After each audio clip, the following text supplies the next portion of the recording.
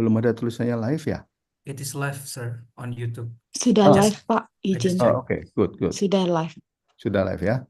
Just a moment. Let me see.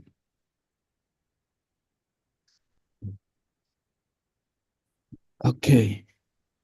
No, yeah. So, hello everyone. I am Edi Tribaskoro. Good afternoon to all of you, and welcome again to the Combinatoric Today series. It's our great pleasure to see you again in this program, Combinatoric Today series, and I would like to announce that this year we will have 6 edition altogether until this December. And today we come to the 4th edition for this year. And in this occasion, allow me to thanks to the Dean of the Faculty of Mathematics and Natural Sciences for his continuous support and encouragement in conducting this event. I am privately very happy that through this series, we could invite prominent combinatorics from all over the world to present the current and update development of our fields with combinatoric and graph theory. And today we are delighted to have Professor Hajime Tanaka as a speaker. Professor Hajime Tanaka currently serves a full professor at the Graduate School of Information Sciences, Tohoku University, Japan. And Professor Tanaka has developed a notable research profile with a particular focus on algebraic combinatorics, graph theory, and their applications in various domains.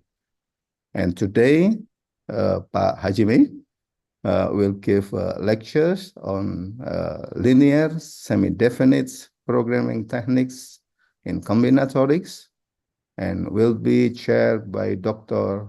Suhadi Widosaputro. Okay, and I should mention here that this program is brought by the Combinatorial Mathematics Research Group, Faculty of Mathematics and Natural Sciences, Institut Teknologi Bandung, with a collaboration with the Center for Research Collaboration on Graph Theory and Combinatorics, Indonesia. Now I let Dr. Swati to chair this lecture. Okay, thank you very much, Professor Aditri Baskoro. So, can you hear me? Yeah. Yes, okay. Okay.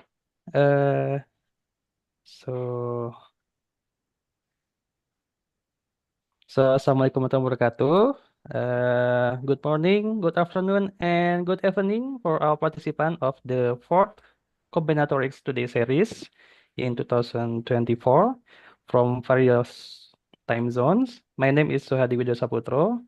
So today I am the moderator for this Combinatorics Today series. I am very pleased to see you here and welcome of all participants to this seminar.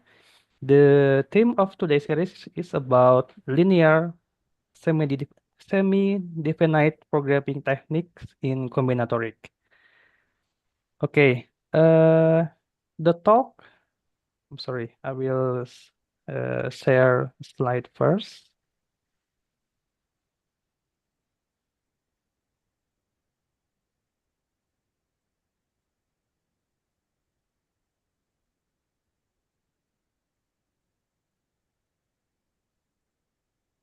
So the talk will be given by Professor Hajime Tanaka. He is a great combinatorist and also algebraist from Tohoku University.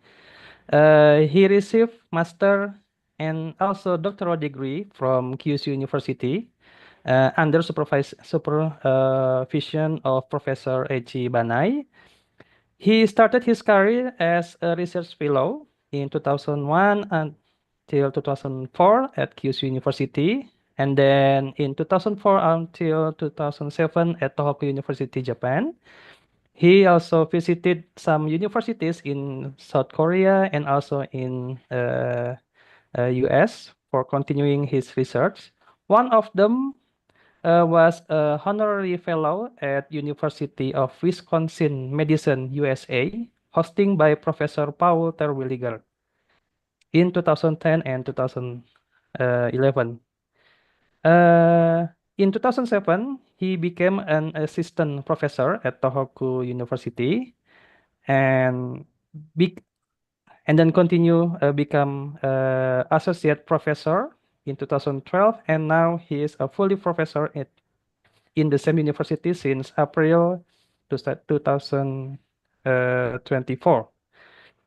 He has published 38 papers in number of top-level international journals, including linear algebra and its applications, Ars Matematica Contemporanea, Quantum Information Processing, the Electronic Journal of Combinatorics, Symmetry, Integrability, and Geometry, Methods and Applications, Graf and Combinatorics, Kombinatorika, and Bulletin of the London Mathematical Society.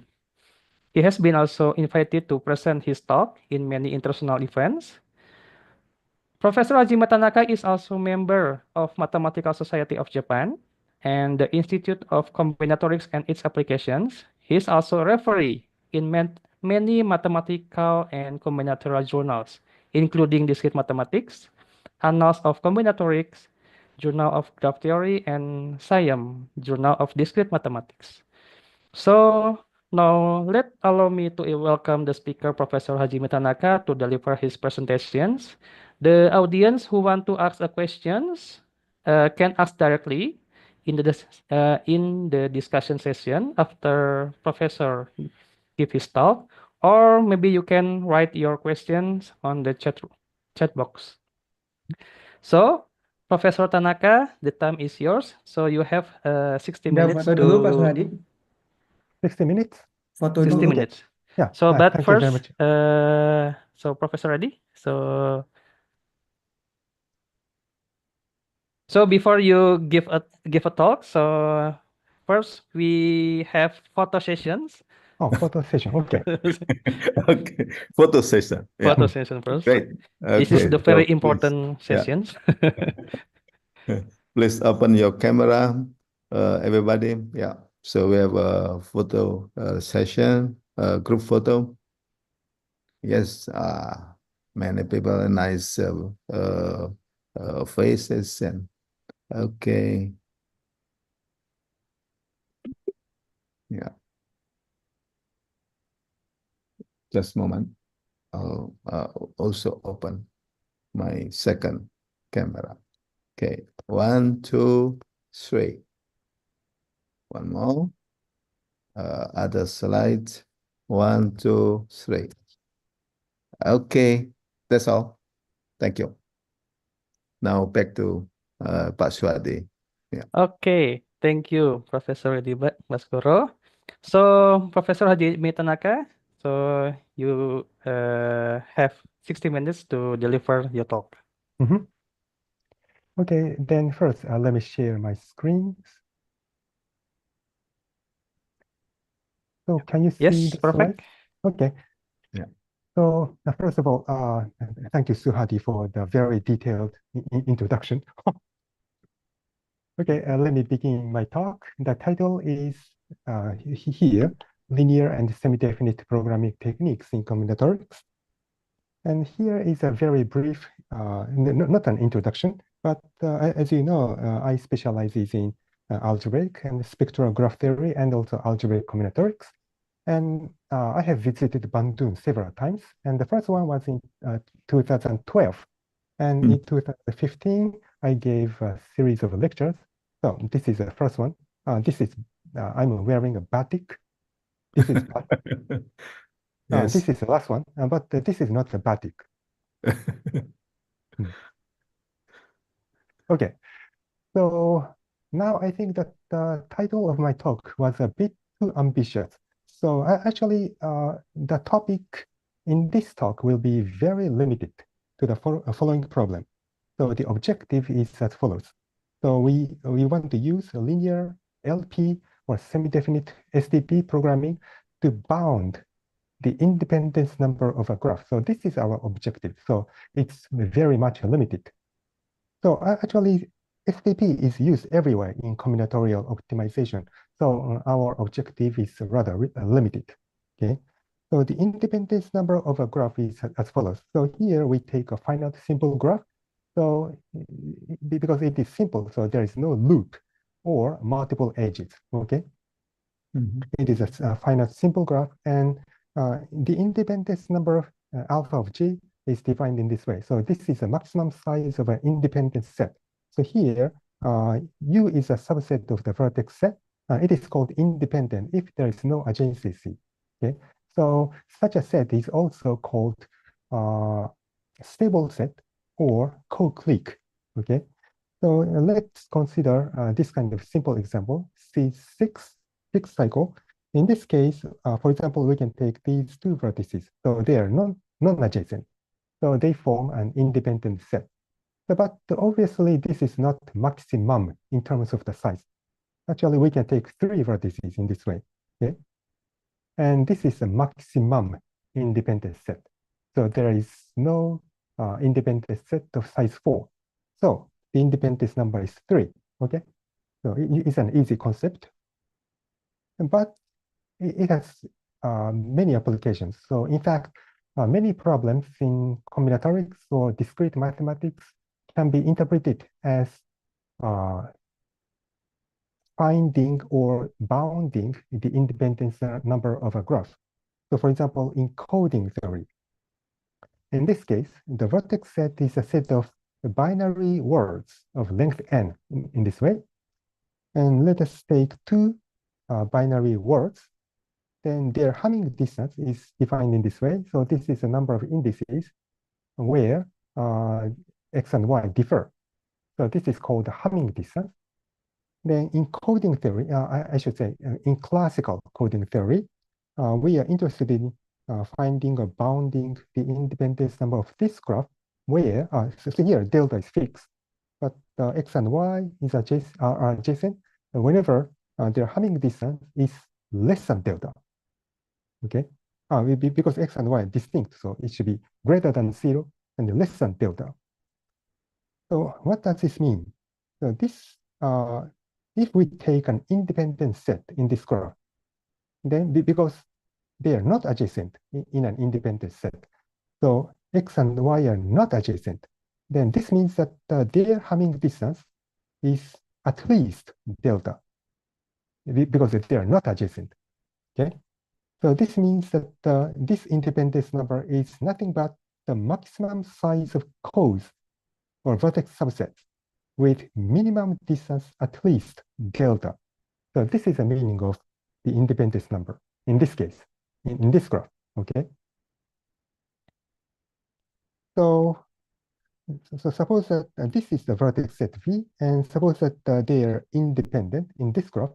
Then this means that any two vertices have distance at least delta. Okay, so in this case, we can write this kind of balls. So these balls have radius this size. If we write this kind of balls, then because they have distance at least delta, so these balls do not intersect with each other. Okay.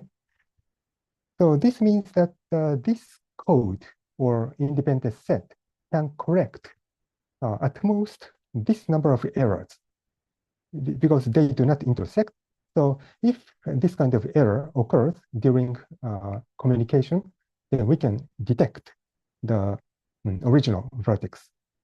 So this code or independent set can correct this number of errors. So this is the meaning in coding theory. So in this way, very classical problem in coding theory can be translated into a problem of bounding or finding the independence number of a graph. Okay, so it has many applications. And as I mentioned today, the title of my talk is very ambitious, and we are only interested in independence numbers, but there are many use of linear and semi-definite programming. As I mentioned, it is used everywhere in combinatorial optimization. So here are some latest papers. So for example, in this paper, Wagner used LP to refuting several conjectures. And maybe some of you are experts on Ramsey theory, so you might be interested in this paper. So they used SDP to determine several Ramsey numbers. Frankly speaking, I have not read this paper yet. So it looks very difficult for me. So, but maybe some of you are very interested in this paper. So if maybe we can read this paper together. But it looks very difficult for me. Anyway, let me begin with the basics about positive semi-definite matrices. So because I guess there are many graduate students in the audience. So let B be a real symmetric matrix of size n, then it is called positive semi-definite if this quadratic form is non-negative. So for all u, this is a column vector. So if you compute this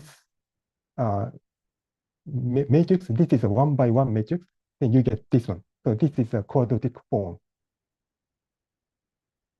So this is the definition of positive semi-definiteness of a matrix P. Now, there is an equivalent condition. So let us take the eigenvalues of B, lambda 1, lambda 2, lambda n, then B is positive semi-definite if and only if all of these eigenvalues are non-negative. So these are equivalent conditions. So let me show you one simple example. So let us consider this 2-by-2 matrix. If we compute the quadratic form, so you just apply this formula, then you get this one, because all entries are 1, okay? But then this is u1 plus u2 squared. So it is obviously non-negative. And also it is very easy to compute the eigenvalues. So this is an eigenvector with eigenvalue 2. And this is an eigenvector with eigenvalue 0. So there are two eigenvalues, 2 and 0. These are non-negative. Okay.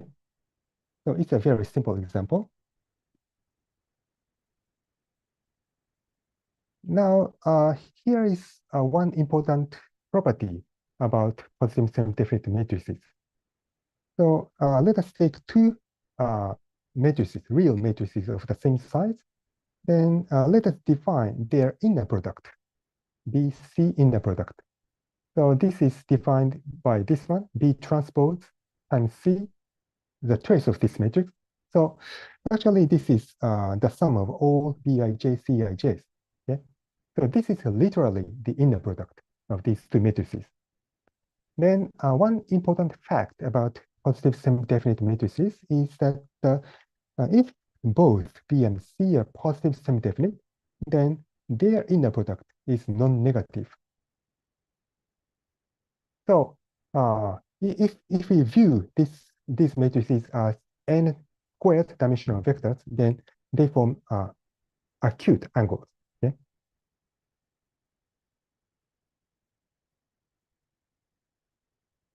So now let us discuss the very famous and important bound on the independence number of a graph. It's called Lovász theta function bound in 1979. Now let us take a graph with n vertices. So this is a set of all real symmetric matrices. And here the rows and columns of these matrices are indexed by the vertices.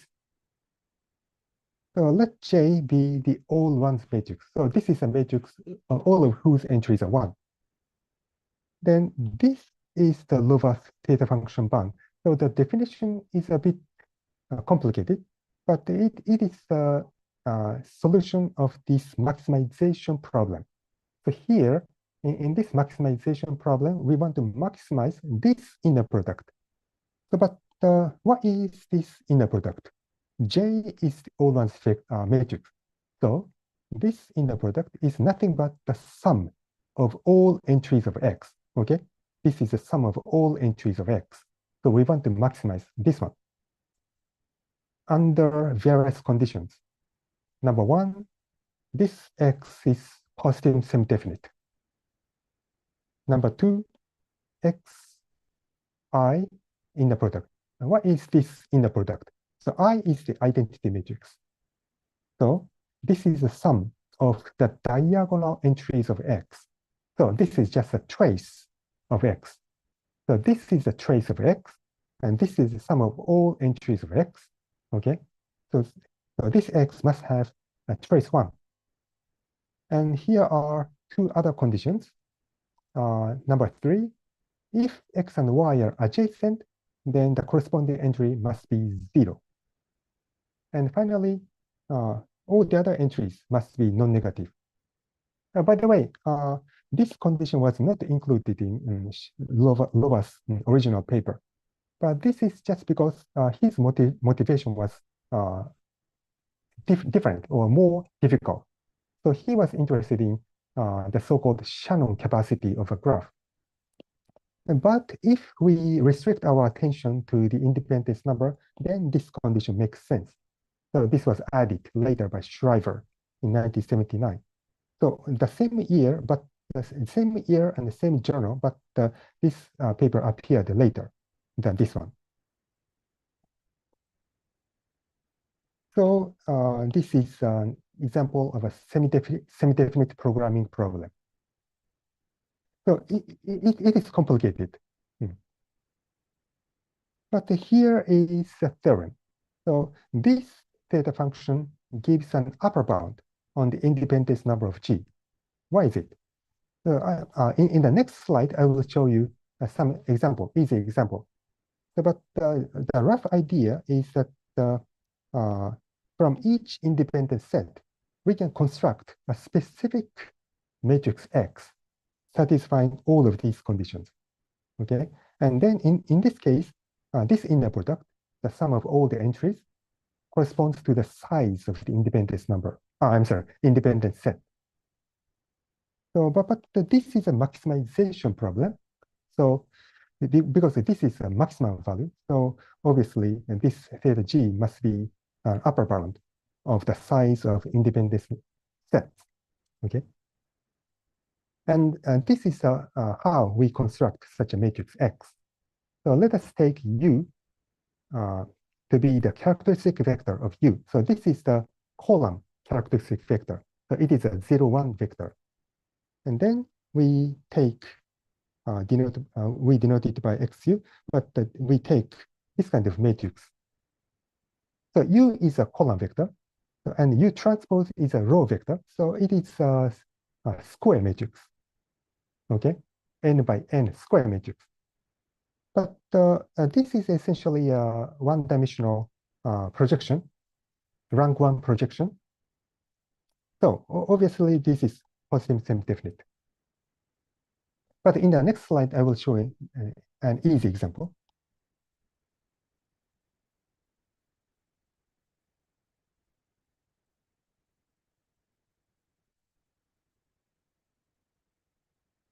Okay, these are the conditions, constraints, and this is our construction. So let us consider this C5. Let us take these two vertices. So then 1 and 3 are independent. Okay. So now this is the characteristic vector. So it has ones in position 1 and position 3. Okay. Then this is the transpose. And we divide it by the size of U, which is 2. So it is 2. Then this is a resulting matrix. Okay. Then let us first consider this one, X inner product J. So this is the sum of all entries. What is the sum of all entries? So here there are 4 ones. So 1, 1, 1, 1. So 4 divided by 2. So it is 2. So 2 is the size of U. Okay. and it is positive semi-definite, as I mentioned before. And what is the trace of x? The trace of x is, as you see, 1 plus 1, 2, divided by 2. It is 1, right? So this condition is met. And then what about the third condition? So if x and y are adjacent, so suppose, for example, let us take 1, 2. 1 and 2 are adjacent. Then what about the 1, 2 entry? This is 0. So this condition comes from the fact that it is an independent set. Okay? So 1, 2 entry is 0. And what about 2, 3 entry? 2, 3 entry is 0, and so on. So this condition is met. Finally, this matrix is obviously non-negative. All entries are non-negative. So this condition is also met. So in this way, we can construct a specific matrix from each independent set. And this is a maximization problem. So this must be an upper bound on the independence number of G. But in fact, in this case, so this maximum value is square root of 5. So, and obviously this independence number is 2. So there is a gap here. So this value is larger than the actual independence number. But the square root of 5 is in between 2 and 3. So although this is bigger than 2, but we can round. Because independence number is obviously an integer, so we can round it. So if we round square root of 5, then we get 2. So in this sense, this bound is tight, but the actual value is not tight.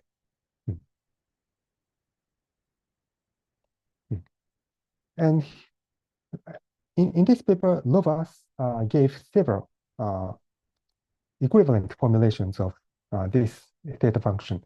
One of them uses the duality. So this is our key tool. So the dual problem, SDP problem, is like this.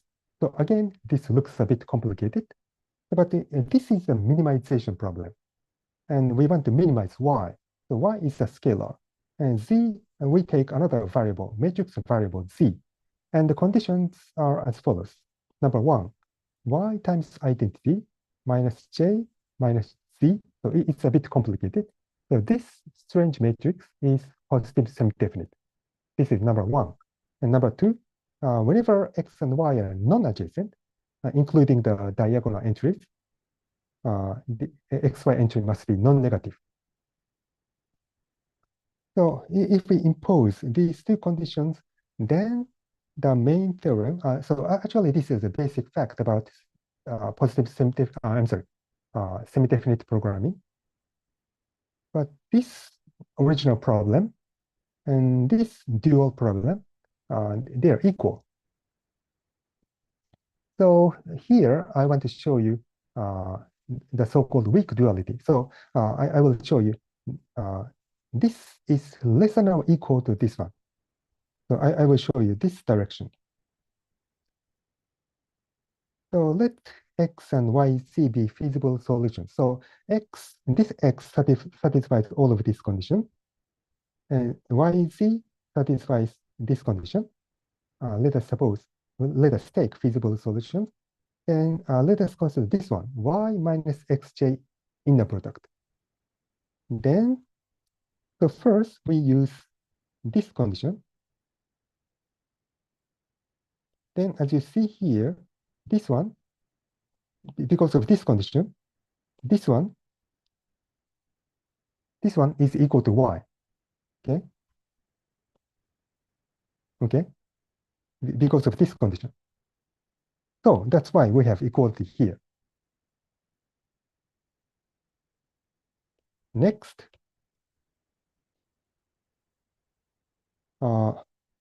we use this condition. So first, let us write this matrix as S. Okay?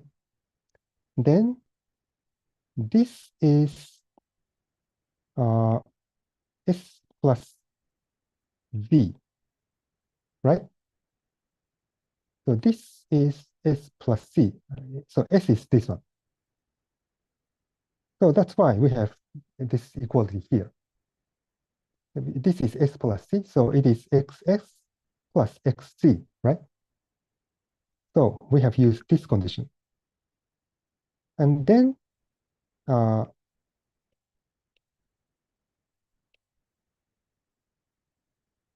now let us use this condition and this condition. The x and s are both positive semi-definite. Then, as I mentioned before, if we take the inner product of two positive semi-definite matrices, then this must be non-negative. So this is non-negative because of this and this. So this is non-negative. Okay. Finally, we will use these conditions. So now let us compute xc inner product. So this is a sum of x, xy, z, xy. So if x and y are adjacent, then xy entry is 0, okay? So this is 0. So if x and y are adjacent, then this is 0. On the other hand, if x and y are non-adjacent, then this is non-negative, and this is non-negative, so this is non-negative. So in either case, this term is non-negative. So this is non-negative. So as a result, this is non-negative. So in this proof, we use all of these conditions. Okay? So y minus xj inner product is non-negative. So in other words, xj inner product is less than or equal to y. So this is true for any pair of feasible solutions. And this is a maximization problem, and this is a minimization problem, but this is true for any pairs of feasible solutions. So it should be true for their optimal values. So theta of g must be less than or equal to theta star of g. So this is the proof of this direction. So the other direction is much more complicated, so I omit the proof here. So, but anyway, this discussion itself is very important. Not today, but improving some results.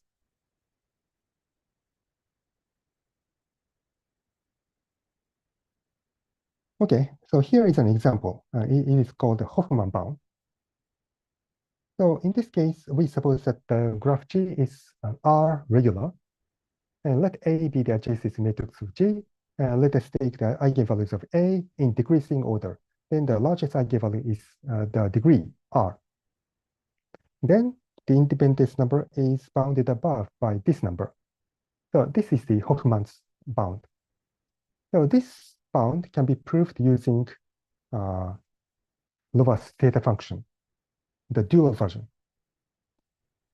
So this is an idea. In this case, so this matrix Z should be non-negative whenever x and y are non-adjacent. So it may be a natural idea to take gamma to be of this form. Here, gamma is some scalar. Then this matrix obviously satisfies this condition, okay? So it is natural to take this kind of matrix C. Then, then we have only two variables, y and gamma. Then it's actually very easy. So if you are interested, then please try to solve it. You can very easily solve it. And this is the result. It's very easy. So you can just try. So that's why we have the Hoffman bound. So this is one proof. Oh, by the way, as I mentioned, alpha of g is bounded above by the theta function, and theta function is equal to its dual, and this y is a feasible solution. And here we take the minimum. So this particular y must be at least theta star of g, because this is a minimization problem. And this is one feasible solution. So this y must be at least this minimal value. So alpha of G is bounded by Y. So in this way, Hoffman bound can be proved. There are a few other proofs of the Hoffman bound, but this is my favorite one.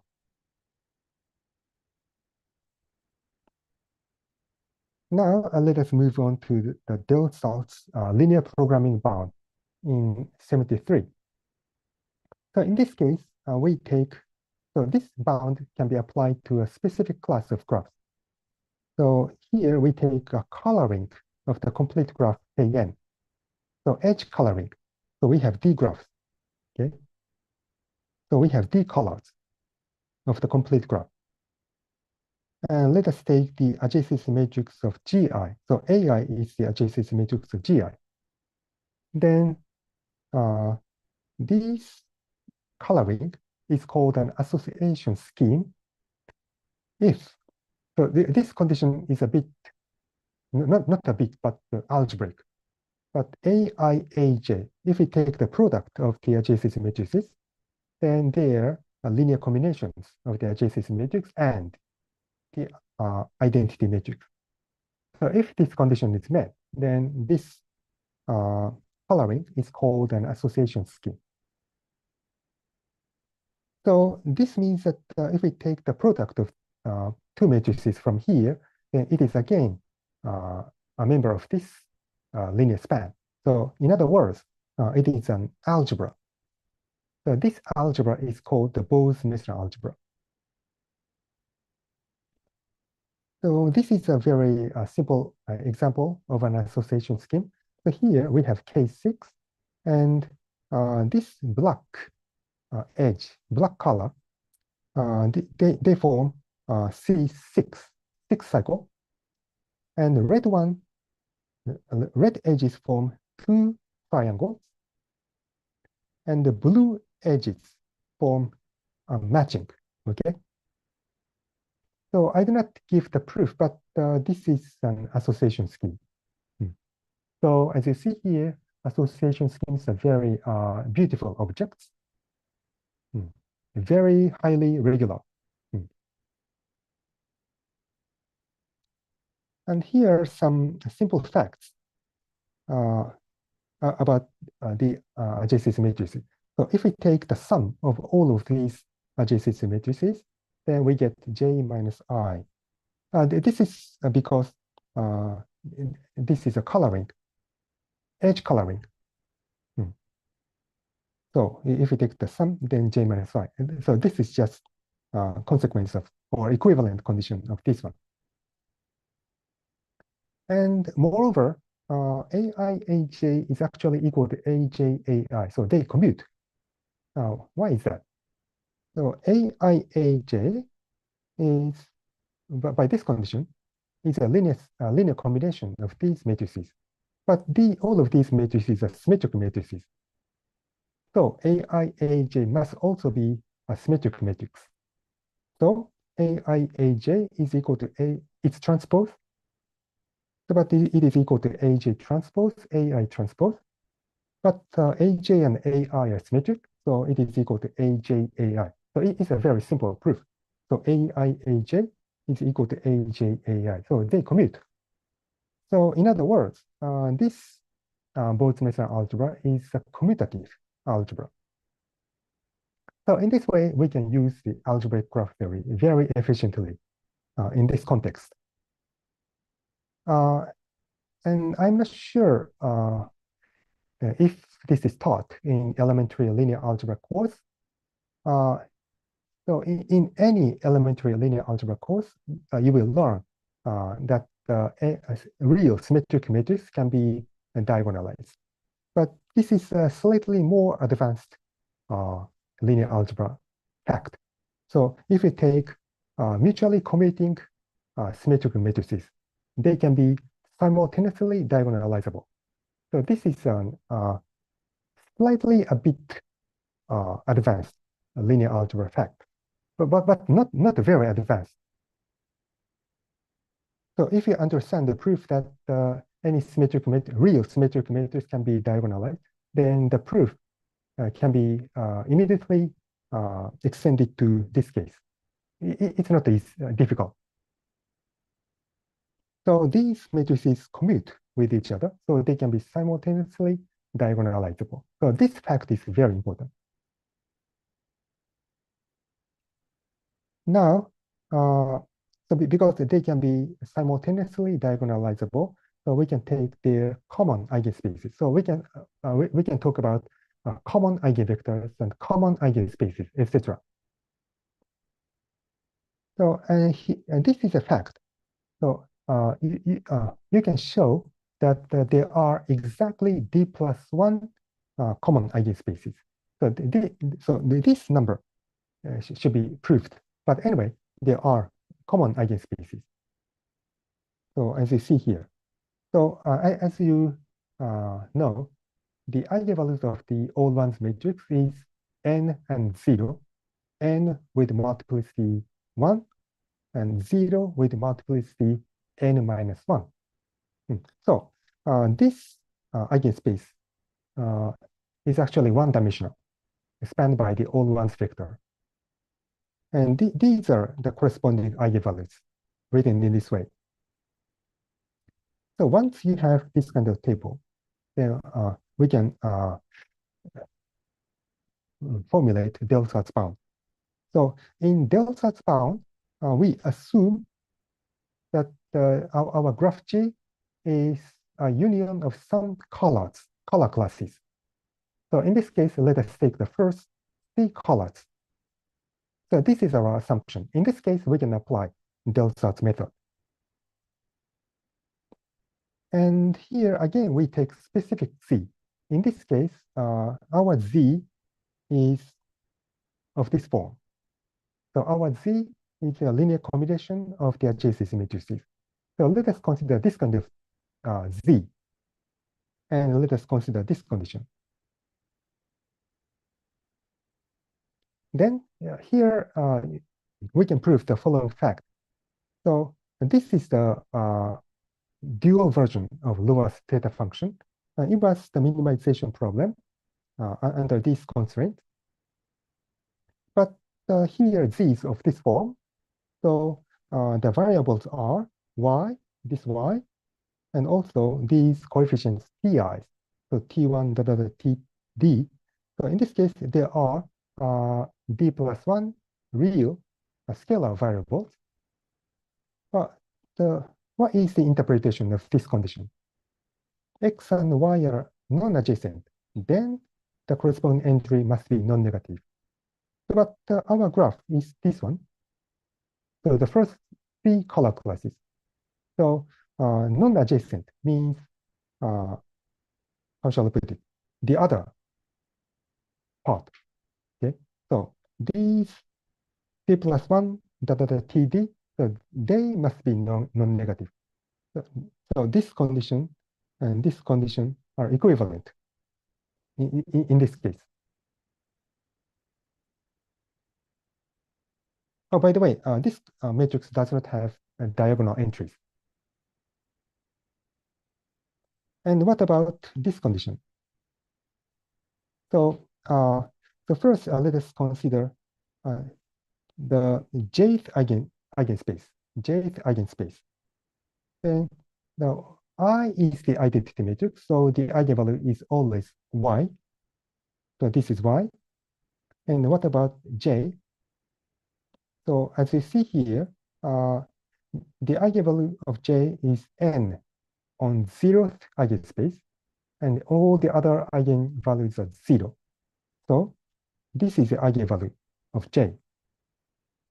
So when j is 0, the eigenvalue is n. Otherwise, the eigenvalue is 0. Okay. And finally, what about z? Z is of this form. So as you see here, they can be written as a linear combination. Okay. If we consider the jth eigenspace, then we take this kind of thing. Okay. So this is why we have this kind of sum. So and the corresponding eigenvalue must be non-negative. So in this way, this problem became a linear programming problem.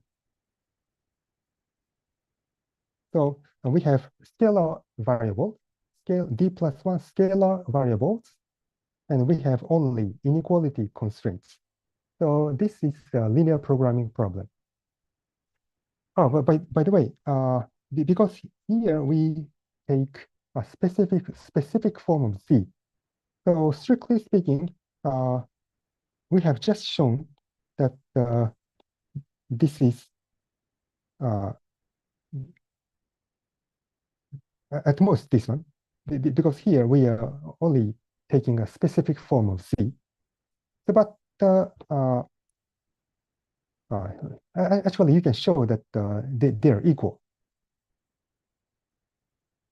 So this is a linear program, Delsarte's linear programming problem. Oh, but by the way, this paper was published earlier than Lovász paper.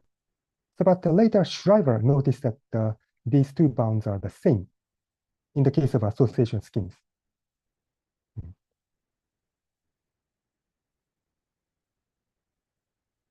So let us consider the case of coding theory. Oh, in this case, the vertex set is this one. Oh, so in the previous slide, n is supposed to be the number of vertices, but in this case, it's not. The number of vertices is 2 to the n, okay? So this is a number of vertices. So this is the table from the previous slide, but this n is supposed to be the number of vertices. So it should be 2 to the n in this case. So it's a bit confusing. So this is the number of vertices. And we define the graph GI in this way according as their Hamming distances. So we color the complete graph according as their Hamming distances in this way, very natural. So in this case, we have n colors. The Hamming distance is obviously at most n. So there are n colors. And this gives a coloring of k to the n. So in this case, we have n colors. So this d should be n in this case. So it's a bit confusing. But actually, this becomes an association scheme. It's called the Hamming scheme. It's a very famous and important example of an association scheme.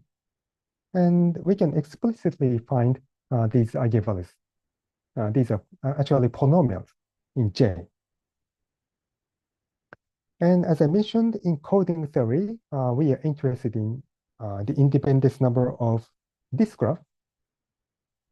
So the Hamming distance is less than delta. So in this case, we are considering this kind of graph. So the edge set of G is, so we are using the first delta minus 1 colors. Okay. So using Delsarte's linear programming bound, we obtain, in many cases, a very good bound on the independence number of G, or in other words, the maximum size of codes with minimum distance at least delta, as I mentioned before. So this method gives a very strong bound. And using the duality, we can prove many previously known upper bounds, such as Hamming bound, Plotkin bound, Singleton bound, etc. And by the way, this is a bit different topic, but so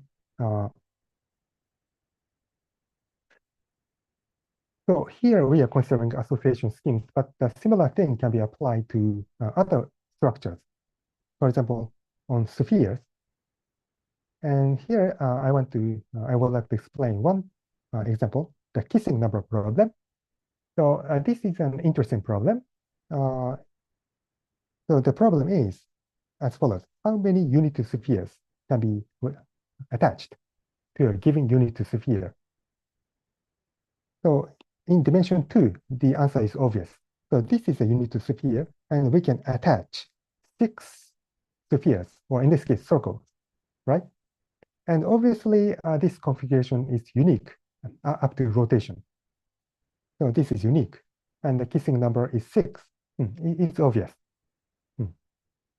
And what about dimension 3? in dimension 3, the answer turns out to be 12. Well, by the way, this picture is taken from Wikipedia.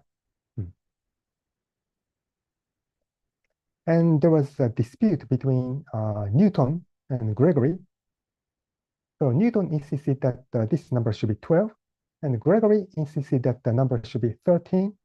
But the correct answer, correct proof, was given in rather recently in 1953 and 1956. Actually, Newton was correct. And in this case, there are infinitely many configurations. So these 12 spheres are placed on the regular icosahedron. Icosahedron has 12 vertices. But actually, these blue balls do not touch with each other. So there's a slight space between blue balls. So we can move each blue ball a bit. So that's why we have infinitely many configurations. And in dimension 88 and dimension 24, we know the answers. So in these papers, they use Delsarte's method. So this comes from the E8 root lattice, and this comes from the Leech lattice. And in this case, the configurations are known to be unique. And what about the other dimensions? So the other dimension, we know the answer is 4. In this case, the answer is 24. And this was proved by Musin in 2008. But the preprint was published in maybe 2003. In this case, we use the D4 lattice. And in this paper, Musin used the Delsarte's method. And actually, he modified it. He generalized it. So basically, he added more constraints to prove this kind of result. So his LP bound shows that the kissing number is less than 25. So he showed that the kissing number is less than 25. And we know there's a configuration consisting of 24 points, but the right number should be less than 25. So the answer should be 24. And in this case, as far as I know, we do not know if there are other configurations. So this is one other application. And now let us move on to a different application. So this is one of the most successful applications of Delsarte theory. In this case, we consider the set. So this is a set of k-element subsets of this n set. Okay, all the k-element subsets. So the number of such subsets is n choose k. Okay. And Richard Wilson in 1984 applied Delsarte's method to prove this result. So this is the famous Erdős-Colorado theorem. So suppose that n is at least this number, and we consider a family F such that any two members intersect in at least t points. So in this case, we say that this family is t-intersecting. So this is an example of an extremal combinatorics or extremal set theory. So in this case, we are interested in how large F can be. Then this theorem answers this question. So the size of F is upper bounded by n minus t choose k minus t. And moreover, so if n is greater than this number, and if equality holds, then we have the characterization of optimal families. So like this. So in this case, F should be the k subsets that contain a specific t subset. T subset. Okay? So U is a t subset, and we take all the k subsets that contain U. So because every member contains U, so this family is obviously t-intersecting. And the size is this one. So this is Wilson theorem, but as I mentioned, this is Erdős-Rado. So actually, Erdős-Rado and Rado show that under the condition that n is sufficiently large. So they prove the theorem under the condition that n is sufficiently large. So the problem is, what do you mean by sufficiently large? And this Wilson's proof provides the exact lower bound on n. So this is his contribution. So actually, if n is less than this number, then there are counterexamples. So this is not the upper bound anymore. There are larger examples when n is less than this number. Oh, I have to hurry a bit. So to prove this linear programming theorem, Wilson used linear programming method. So in this case, maybe it's not so important, but a certain association scheme on the k element subsets. So in this case, it is called the Johnson scheme.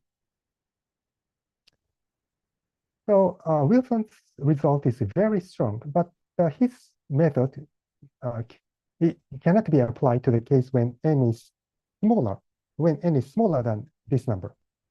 So as I mentioned, if n is smaller than this number, then there are other examples. But these other examples are all described in this paper, Algebraic theorem. So this is by far the strongest result and complete answer. So they use combinatorial method. So this means that this LP method and STP method are not always the best one. So there can be better methods. So this is the original Erdős-Rado theorem. So, but today, not today, but we also have the Q analog. So instead of subsets, we can consider subspaces. So FQ is the finite field with Q elements, then omega nkq. In this case, we consider k-dimensional subspaces of this n-dimensional vector space over FQ. So subset K subset is replaced by k-dimensional subspaces. Okay, so this is a natural Q analog, and in this case, we have the complete answer. And the statement is very similar. So in this case, we suppose that the x and y intersect in at least t dimension.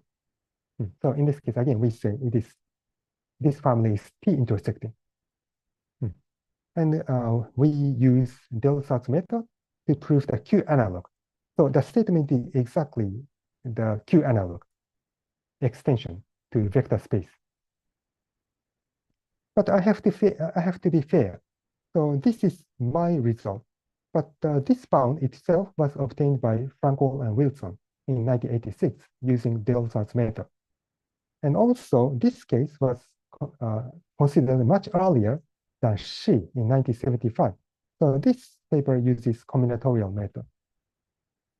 So strictly speaking, my contribution is the case when n is equal to twice k. So in my paper, again, I used Delsarte's method. So this is a Q analog. So, and this holds under the condition that n is at least twice k. Then actually, this case gives a complete answer, because if n is less than twice k, then we can take the complement, orthogonal complement. So this suffices. This is sufficient. So this is a Q analog. And there, so far, I discussed Delsarte's method, but there are several generalizations and extensions of LP method. So in the case, in coding theory, this is the vertex set, and we used the Bose-Messer algebra. And as I mentioned before, this Bose-Messer algebra is commutative. And this is defined in this way. So the coloring is based on the Hamming distance. So AI, xy entry of AI is 1 if and only if their Hamming distance is I. So this is the definition. So in Delsarte's method, we use pairs of vertices. Okay, so we are concerned with pairs of vertices. Then in 2005, Schreiber considered triples instead of pairs. He considered triples of vertices and some group actions to strengthen the LP method. So I do not go into the details, but he used the so-called Terwilliger algebra. So in this case, we consider triples. I do not go into the details. But anyway, so here, this is a zero vector. So this vector is fixed because we use some group action. So in fact, we consider all triples, but by using some group action, one of the vertices is mapped to the zero vector. So in this way, this is one way. And let me show you one interesting example. So suppose that n is a multiple of 4, and let us take the middle graph. So the Hamming distance half n. So this is also called the orthogonality graph. So in some application in quantum information theory, so we are interested in the chromatic and independence numbers of this orthogonality graph. So there are some applications by Galliard. And so this number is a bit complicated, but we have an independent set of this size. So we have a specific construction. And the conjecture is that this is the maximum. So we want to prove this conjecture. Here is the current status. But actually, this is 0, 1. But this problem was considered by Frankel much earlier in 1986. So Frankel considered this case. N is 4 times p to the k, where p is an odd prime. In this case, this is omitted, but this number, okay? So he did not use Delsarte's result, but he used some part of Delsarte's result, Delsarte method, but not exactly LP method. So 4 times a power of an odd prime. So for example, 4 times 3 is 12, and 4 times 5 is 20, and so on. And what about 8? In this case, Delsarte's LP gives the exact number. So this 32 is equal to this case. So this case was done using Delsarte's LP. But Delsarte's LP does not work for n equals 16. When n is 16, Delsarte's method gives 4096. This is a power of 2. But there is a large gap. And this 2304 is this number. But then Teknologi and Pasechnik used Schreiber's SDP. Then they showed using computer that this gives this number. So using computer, they show that this is the exact independence number. So this is one successful application of Schreiber's method. But later, Ehringer, Ferdinand, Ehringer, and myself used Frankel's rank argument, modified rank argument, to show that the conjecture is true for all powers of 2. So this is a very short paper, 3 pages. But anyway, this is an interesting application of Schreiber's method.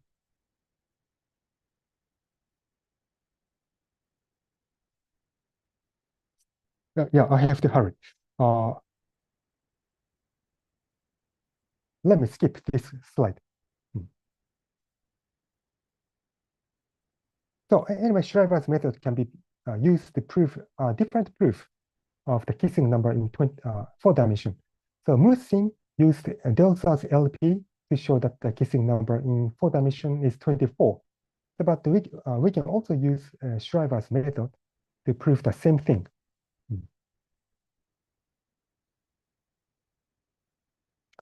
And this is one direction, and here is another direction. So this is the k-element subsets. And previously, we considered the intersecting family, but instead of intersecting families, we can also consider cross intersecting families. So we take two families, F and G, of different size, so K subsets and L subsets. And we impose the condition that every member from F and every member from G intersect non-trivially. So this is called cross-one intersecting. Then we have an upper bound, and we also have the characterization of optimal families. So this is a very natural generalization of the Erdős-Colorado theorem, the cross-intersecting families. Okay, so they used combinatorial method, but later, 10 years ago, Sho Suda and myself used the bipartite version of Lovász theta function bound and generalized Matsumoto Tokushige's result to vector spaces. So I do not go into the details, but this bipartite version, this applies to bipartite graphs. And instead of maximizing xj, we maximize this kind of thing. So using this kind of thing, we can prove the Q analog of Matsumoto Tokushige's result.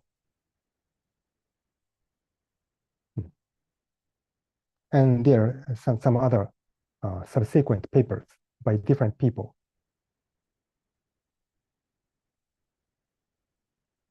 So, this is the final part of my talk, but I have to hurry. So I'm already running out of time. So let me just go quickly. So in this case, previously we considered subsets, K subsets. But in this case, we consider all K subsets, not just K subsets. So this is the power set. So let us fix P between 0 and 1.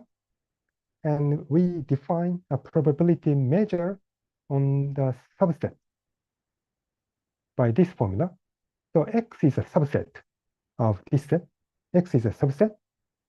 So this measure is P to the size of X, 1 minus P to the N minus the size of X. So this is actually a measure, because if we sum all of these measures, then the number of K subsets is N choose K. So we obtain this formula. But then by the binomial theorem, this is 1 plus 1 minus P to the N, okay? So this is 1. So by binomial theorem. So this is actually a probability measure. And here is the measure version obtained by various authors. So in this case, P is in this range. And again, we suppose that this family is intersecting. Then the measure is at most P. And also we obtain a characterization of the optimal families. Again, the configuration is similar to the previous one. So there is an I such that F is a set of all subsets that contain I. So this is the measure version. And why is it called a measure version? Oh, I'm sorry, maybe my time has already passed. So I will quickly finish. So the reason why it is called a measure version. So we use the binomial theorem, but we can use the law of large numbers. So this is actually a binomial distribution. So it contains, concentrates on the K subsets where N over K over N is roughly P. So this is the binomial distribution. where we take p to be 0.3. So this is n is to be 10. What about 40? 100? 400? 1000, and so on. So as you see here, it is concentrating on this part, 0.3. So this is a consequence of the law of large numbers. So in this way, very roughly speaking, this major version corresponds to K subset version. So this is a final part. I'm sorry. So we have discussed the K subset case. And this is a K-dimensional vector space case. And this is a measure case, subset measure case. Then one thing is left, vector subspace measure version. Okay. So in this case, I should go. I will not go into the details, but there is the Q binomial theorem. So using this Q binomial theorem, we can again define a similar measure, Q analog of the measure, and we can prove the similar result. And so this is what I wanted to say. So this is a recent result with Professor Tokushige. Yeah.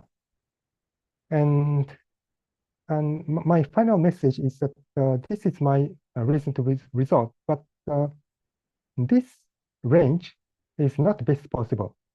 And we have a specific conjecture.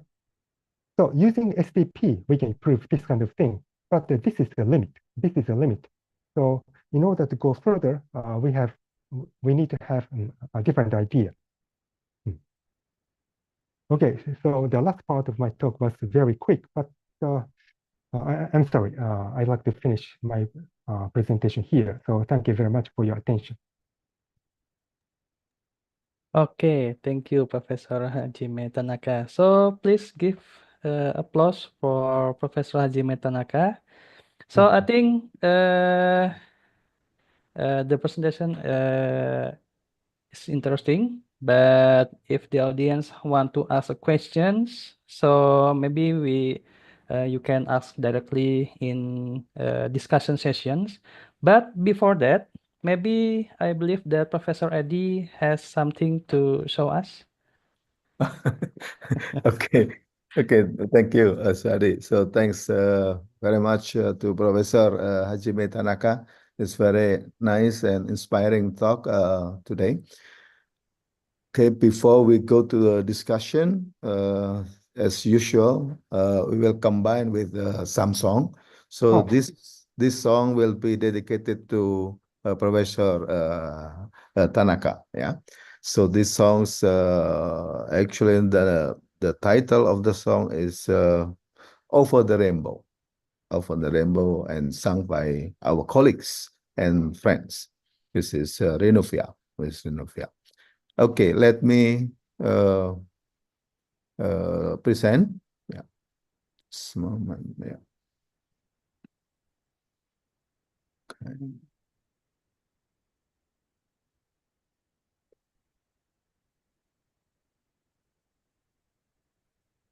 Okay.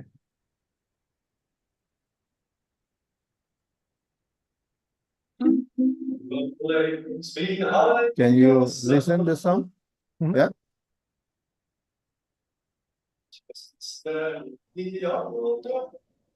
Putus-putus, Pak Edi.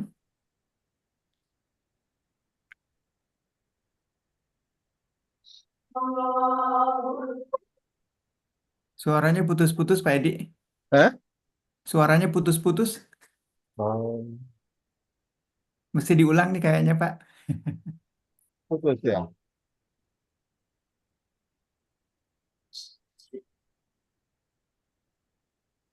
Masih putus-putus.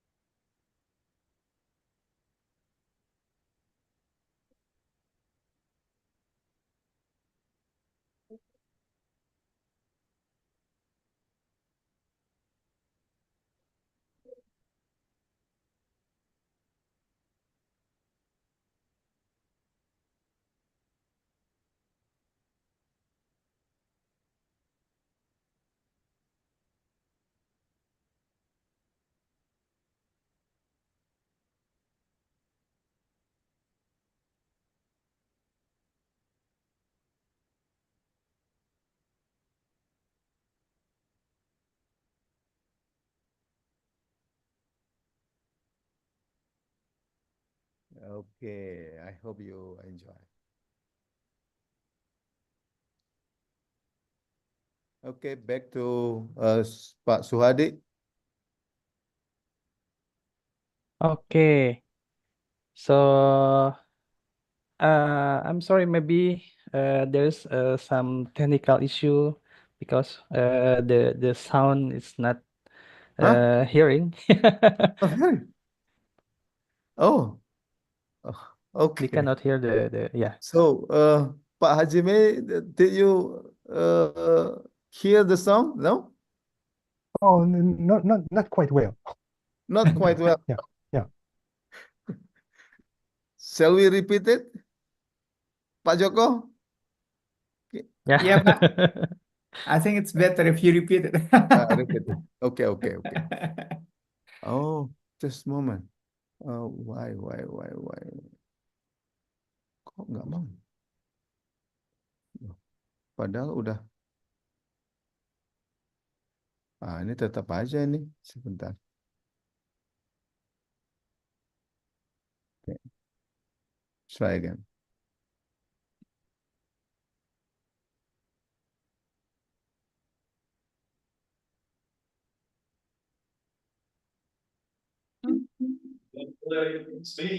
Okay.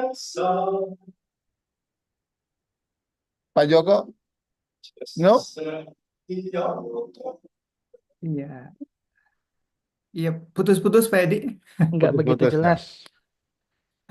Not so Oke. clear. Kayaknya sudah maksimum di sini. Ah,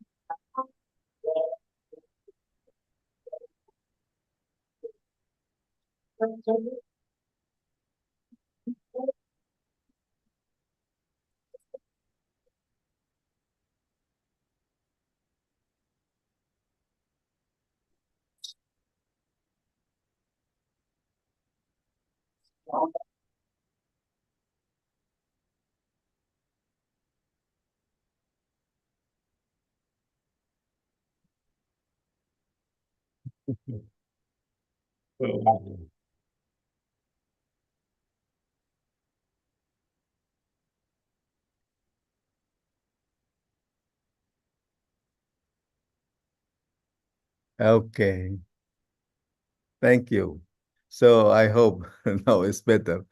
Now back to Suhadi, Pak Suhadi, please. Okay. Okay.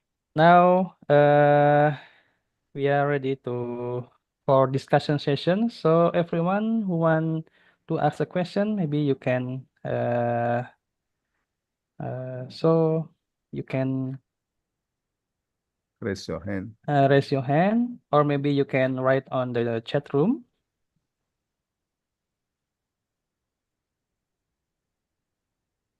Oh, please, Professor Akihiro Munemasa. Hi, okay. On the Thank you for a middle nice graph. talk. Okay. I have a question on the results on the middle graph where you Middle Right. graph. Sure. Yeah, this you one. write the 40 was the small next open case. Oh, I see. The next slide. Okay. Yeah, Yes. but I don't see the slides on the screen. Oh, yeah. So as I mentioned, Yeah, please show me the slides. Oh, I'm Yes, sorry. yes, you Yeah, can I share see, the I see. slides. I have to share the slide. I'm sorry, I forgot to share the slide. Yeah. Can you see the slides now? Yes. Yes. Yes. Okay. And so this, I said, this is the current status, but actually there is one more. So this is a result with Ferdinand E. Ringer, but a referee of this paper kindly completed the quadruple bound. And this referee settled the case when n is 24. So 24 is 4 times 6. So 6 is a smallest composite number. So this is not covered by the previous result. In the previous result, all of the form 4 times a power of a prime, right? 4 times the power of a prime. Then this referee settled the case when n is 4 times the smallest composite number. So in this case, the number is this one. And actually, I know who this referee is. So now the smallest open case is 4 times 10. 10 is the second smallest composite number. So when n is 24, is this number the conjectured one? Oh, yes. So this again, in this case, the conjecture is 2. I see. Okay. Thank you very much. So we expect that the conjecture is always true for every n. I see. Yeah. Thank you very much. Okay. Thank you, Professor Akihiro Munemasa. So does anyone who want to to ask a question? So please.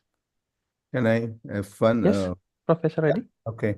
So Pak Hajime, in the beginning, you mentioned that this method is also used to find the Ramsey numbers. Not this method, but explain a little bit about this thing, how to use these methods. So no, this is the different context. So this is not an independent set problem. So their application is very different from ours. So today's talk. So I just wanted to show you different application Different, of okay. applications of SDP. So in this paper, I do not know anything about it, but they use the so-called flag algebra.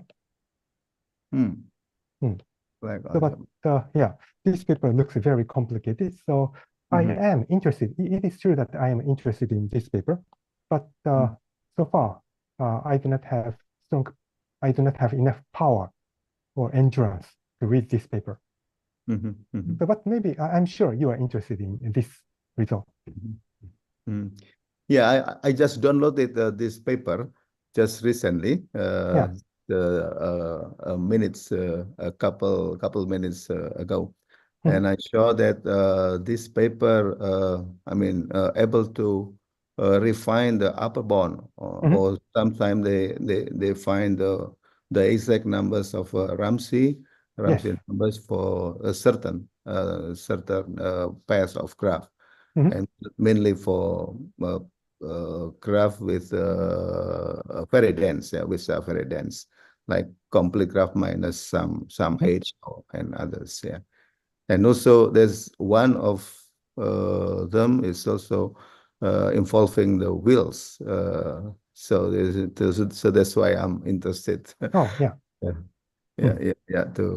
To read more probably. So if we read this paper very carefully, then maybe we can do something. Okay. Good. Thank you, Pak Hajime. Okay. Any questions again? From Pak Joko, maybe?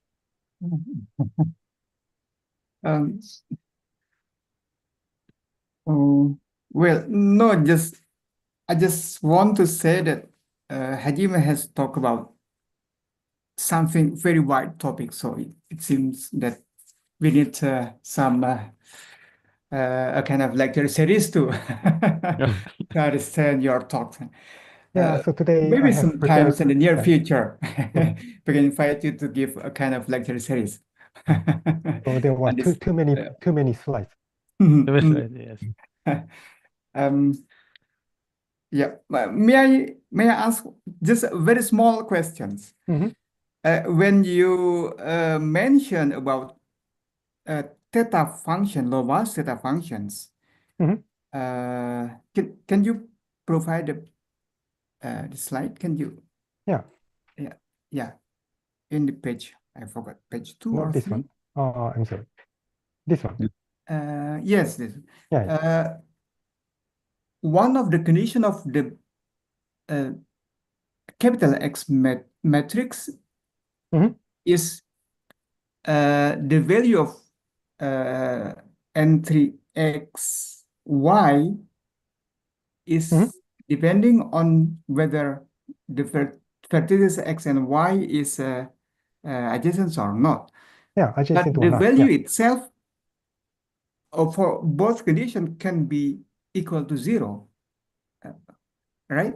Because when X is not adjacent with Y, then the value of capital X in the entry XY This is 0. can be, I mean, the second one, greater than or equal to 0. So it means this is the condition. But it can be 0. Can be 0. So in both conditions, so it means that in both conditions, whether X and Y is adjacent or not, the value can be 0. It can be 0. Because for example, let us look at this example. This matrix satisfies all of these conditions. But for example, let us consider 1, 4 entry. So 1 and 4 are not adjacent. 1 and 4 are not adjacent. And 1, 4 entry is this one. It is 0. So it can be 0. Okay. So the condition is that the matrix X is non-negative. So all entry must be non-negative. But it can be positive when X and Y, only when X and Y are non-adjacent. Okay. Oh, I see. So it can be 0. Oh, okay. Yeah. Oh, okay. Okay. Thank you. Thank you very much. Yeah, yeah. I see. Okay, maybe one more question, maybe.